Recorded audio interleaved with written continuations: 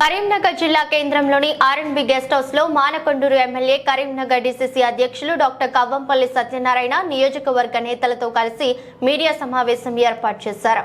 ఈ సందర్భంగా ఆయన మాట్లాడుతూ కొందరు తనంటే గిట్టినటువంటి వ్యక్తులు ప్రతిపక్ష హోదాలో ఉండి కూడా అవాకులు చవాకులు అవాస్తవ ఆరోపణలు చేస్తున్నారని, అలానే కొనసాగితే ప్రజలు తప్పక బుద్ధి చెప్తారన్నారు. గతంలో వారు ఎలాంటి చర్యలకు పాల్పడ్డారు ఈ సందర్భంగా మీడియాకు వివరించారు. ఈ కార్యక్రమంలో మానకొండూరు నియోజకవర్గ కాంగ్రెస్ పార్టీ నాయకులు పాల్గొన్నారు.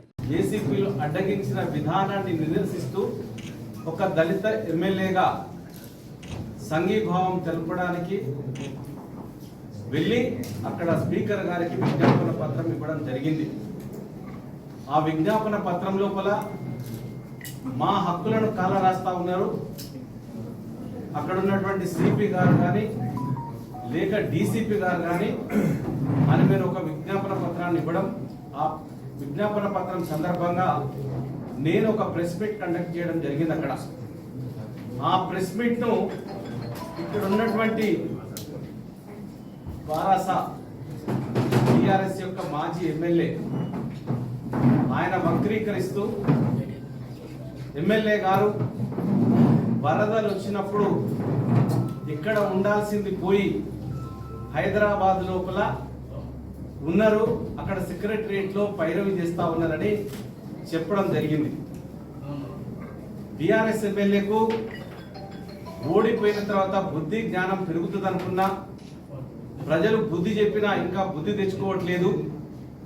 మరి ఈరోజు నేను సెక్రటరియట్కు వెళ్ళడం కానీ హైదరాబాద్కు వెళ్ళడం కానీ, నేను ఇక్కడ జరిగినటువంటి భారీ వర్షాల వల్ల జరిగినటువంటి నష్టాన్ని చూసి నా నియోజకవర్గంలో తోటపల్లి గ్రామంలో లక్ష్మయ్య అనే మత్స్యకారుడు చనిపోతే వెళ్ళి పరామర్శించి, నాతో పాటు మంత్రివర్యులు పొన్నం ప్రభాకర్ గారు, చొప్పదండి ఎమ్మెల్యే సత్యం గారు, మానకొండ నియోజకవర్గాన్ని, కరీంనగర్ నియోజకవర్గాన్ని, మానేర్ డ్యామ్ను, అదేవిధంగా గంగాధర మండలాన్ని కూడా చొప్పదండి నియోజకవర్గంలో ఉన్న గ్రామాలను సందర్శించడం జరిగింది.